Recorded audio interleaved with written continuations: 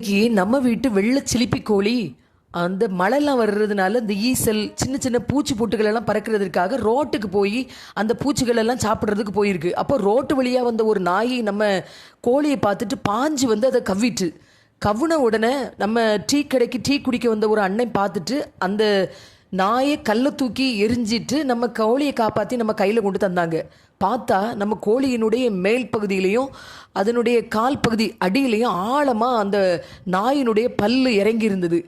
நம்ம கையில் வந்து பார்த்த உடனே கோழி பயந்து போய் வடவடத்து போய் இருந்தது.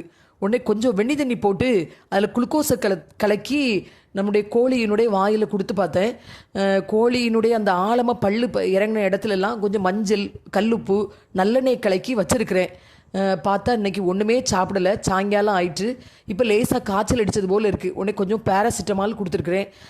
இதுவரை ஒன்றும் செய்யலை. எப்படி இருக்குன்னு பார்ப்போம்.